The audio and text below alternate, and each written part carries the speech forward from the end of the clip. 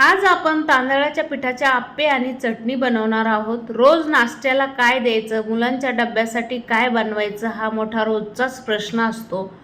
पण आज आपण डाळ तांदूळ भिजत न घालता किंवा काही मिक्सर वाटे न काढता आपण झटपट असे मऊसूत आप्पे आणि त्याच्यासाठी ओल्या नारळाची अशी चविष्ट चटणी बनवणार आहोत। तर तुम्ही व्हिडिओ पूर्ण बघा। चला तर मग रेसिपीला सुरुवात करूया आपण। तर त्यासाठी मी घेतलेला आहे कुठल्याही कप किंवा कशाना मेजरमेंटना साहित्य हे मेजर करूनच घ्यायचं। मी घेतलेलं आहे आपल्या घरातलं तांदळाचं पीठ, कोणत्याही तांदळाचं पीठ असेल तरी चालेल। त्याच्यासाठी मी 1 वाटी असं तांदळाचं पीठ घेतलेलं आहे आणि त्याच्यासाठी पाऊण वाटी असा रवा घातलेला आहे त्याच्यात, कारण की रव्यामुळे आपल्याला एक जाळी येते।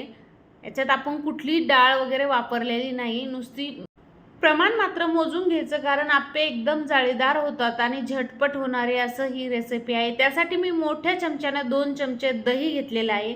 दह्यामुळे इन्स्टंट आप्पे तयार होतात आणि पीठ फर्मेटिंग व्हायला वेळ लागत नाही। तर हे आपल्याला सारं मिक्सरला आपल्याला याची फाईन पेस्ट अशी करून घ्यायची आहे। तुम्ही बघू शकता मी याची फाईन पेस्ट करून घेतलेली आहे आणि हवं तर थोडं पाणी घालायचं पेस्ट तयार होईपर्यंत। आणि हे अशी आपल्याला फाईन पेस्ट अशी त्याची तयार करून घ्यायची आहे आप्याची। कुठलेही आपल्याला डाळ तांदूळ रात्रभर भिजत ठेवायची गरज नाही। आणि आता हे आपल्याला एका कशामध्ये पण काढून घ्यायचं, टोपा बिपामध्ये, आणि आपल्याला हे असं थोडं मिक्स करून चांगलं हे सगळं मिक्सरचं भांडं वगैरे स्वच्छ धुवून त्याच्यात टाकायचं, म्हणजे जास्त पण पातळ आणि जास्त पण घट्ट ठेवायचं नाही। तर आता आपण पाणी टाकलेलं आहे हवं तेवढं। आता याला चांगलं मिक्स करून घ्यायचं असं, आणि सर्व पीठ अशा प्रकारे मिक्स केलं की हे नाही का आपल्याला अर्धा तास किंवा 20 मिनिट, नसेल वेळ तुमच्याकडे तर 10 मिनिट भिजत ठेवायचं, जेणेकरून आपला रवा हे चांगला भिजला गेला पाहिजे आणि आप्पे आपले जाळीदार बनले पाहिजे। कारण हे इन्स्टंट आप्पे आहे, आपल्याला एरवी खूप वेळ लागतो त्याला की तर मी याला आता झाकण ठेवून आता आपण हे 20 मिनिट पीठ फर्मेटिंग व्हायला ठेवलं। त्यासाठी आपण आता ओल्या नारळाची झणझणीत अशी चटणी बनवून घेणार आहोत। तर चटणीसाठी लागणारं साहित्य हे ओलं नारळ, दालचिनी घेतली थोडी, डाळवं, हिरव्या मिरच्या, कोथिंबीर आणि कढीपत्ता घेतलेला आहे। आता हे पण आपल्याला चांगलं बारीक वाटून घ्यायचं आहे। जर तुम्हाला ही चटणी दिवसभर टिकून ठेवायची असेल तर याच्यात पाणी न घालता वाटून घ्या।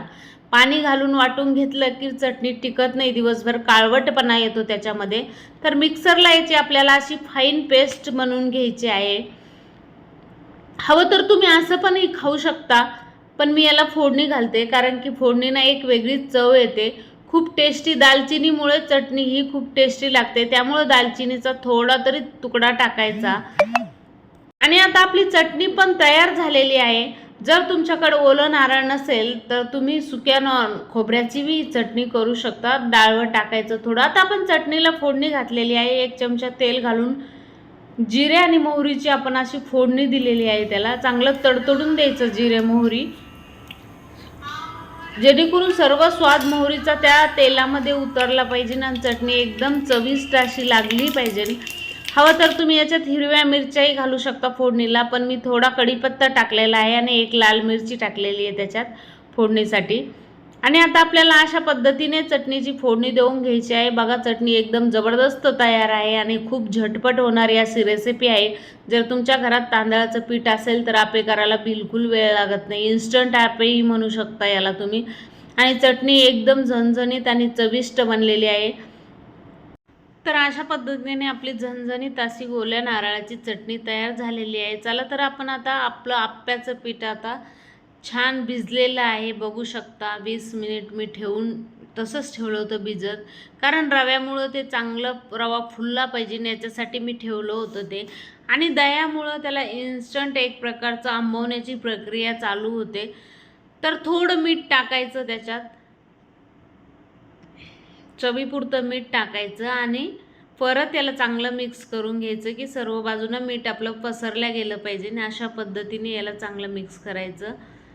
बघू शकता आपलं बॅटर किती फाईन झालेलं आहे। त्याच्यासाठी मी कढीपत्ता कट करून घेतलेला आहे। एक दोन हिरव्या मिरच्या बारीक कट करून घेतल्या, कोथिंबीर कट केली आणि एक कांदा बारीक चिरून घेतलेला आहे. तुम्ही याच्यात शिमला किंवा गाजर वगैरे ॲड करू शकता. खूप चविष्ट लागते आणि पौष्टिक व्हायला मदत होईल. पण माझ्याकडे नव्हतं तर मी नुसतं कांदा वगैरे ॲड केलेला आहे. अशा पद्धतीने याला चांगल्या प्रकारे असं मिक्स करून घ्यायचं. आणि आता आपल्याला एकदम चिमूटभर असा खाता सोडा टाकायचा आहे, जेणेकरून आपल्याला चांगल्या प्रकारे अशी जाळी पडायला पाहिजे आणि आप्पे हे खुसखुशीत व्हायला पाहिजे. नाही टाकला तरी हरकत नाही. तर अशा पद्धतीने खाता सोडा टाकल्यानंतर त्याला चांगलं मिक्स करायचं, एकजीव करून घ्यायचं. आणि मी आता आप्पे पात्र गॅसवर ठेवलं होतं तेल टाकून आणि चांगलं तापून घ्यायचं. आणि आता आपण हे बॅटर तयार करून ठेवलेलं याला चांगलं मिक्स करून नंतरच हे बॅटर याच्यात आप्पे पात्रामध्ये चमच्याच्या साहाय्याने असं. तर हे बघू शकता, अशा पद्धतीने कुठलेही डाळ तांदूळ न भिजत ठेवता आपण किती फास्ट असं आप्पे बनवलेले आहे. मुलांना झटपट असं डब्यासाठी किंवा नाश्त्याला पण आप्पे खूप झटपट होतात आणि खायला टेस्टी आणि पौष्टिक असे आप्पे आपले तयार होतात. तर याला आता मी थोडं मंद आचेवर याला झाकण ठेवलं होतं. आता आपण दुसऱ्या साईडने याला उलटून घेऊया. ह्या अशा पद्धतीने अगोदर मधला भाग घ्यायचा, कारण खूप जास्त जळण्याची शक्यता असते मध्ये. तर ह्या अशा पद्धतीने आप्याचा कलर किती जबरदस्त आलेला आहे तुम्ही बघू शकता. खूप टेस्टी असे आप्पे लागतात, पौष्टिक असे लागतात आणि कोणत्याही फळभाज्या तुम्ही याच्यात ॲड करू शकता, हरकत नाही आणि पौष्टिकपणा तेवढाच असतो. तर तुम्ही नक्कीच असे आप्पे एकदा करून बघा. इन्स्टंट आप्पे हे लगेच झटपट होतात. आणि असं थोडं तेल टाकून त्याला परत एकदा मी झाकून ठेवलं, म्हणजे खालची साईड पण चांगली भाजल्या गेली पाहिजे, जेणेकरून खायला एकदम टेस्टी लागते. तर अशा पद्धतीने आपले आप्पे सर्व बाजूने आता चांगले भाजले गेलेले आहे. बघू शकता तुम्ही कलर काय जबरदस्त आलेला आहे.